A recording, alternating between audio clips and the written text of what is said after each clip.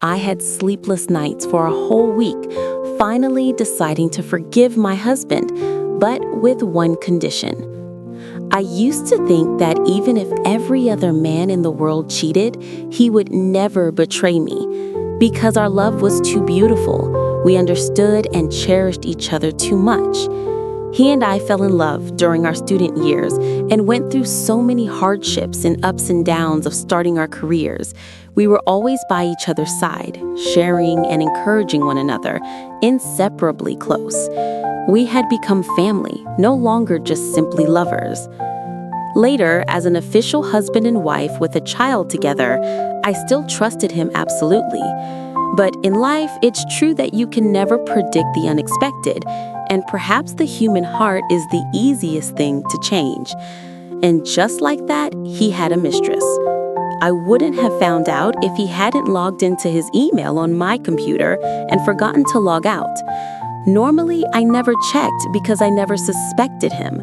But that time, as if possessed, I started opening the emails he exchanged with clients and friends, and I found the letters where they chatted intimately, expressing their mushy feelings for each other. In them, my husband said he had fallen in love with the other girl, but couldn't divorce because of his obligation to his wife and child. It sounded so melodramatic, as if my child and I were the obstacles preventing two true lovers from being together. I was in extreme pain and felt ultimate hatred. How could he treat me like this?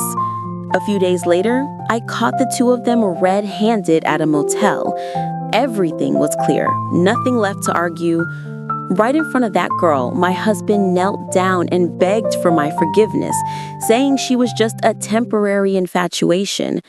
I don't know if he was telling the truth, but perhaps letting go of something you've been attached to for many years isn't easy. Even if he was infatuated with that girl now, what we had together still held a certain weight in his heart. I had sleepless nights for a whole week, finally deciding to forgive my husband, but with one condition. That was, he must immediately transfer all the assets in our house to my name, making them my separate property. This included the $1.2 billion apartment we live in, another piece of land worth nearly $2 billion, the $900 million car, and the $500 million savings book. That was the main condition.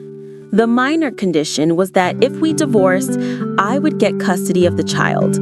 Whether he provides child support or not is up to him. Meaning, if he ever reoffends, I will divorce him immediately, and he will have to leave empty-handed. Let's see if, with nothing to his name, any beautiful young girl will be willing to stay by his side like the me of the past.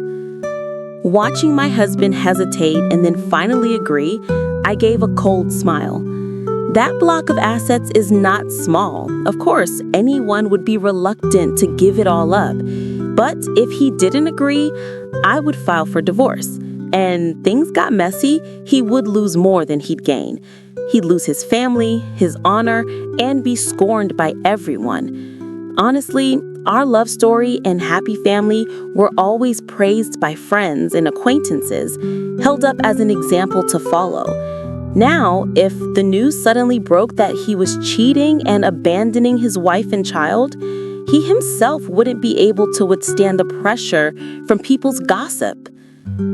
After everything was transferred, I wondered if he would ever dare to cheat again in his life.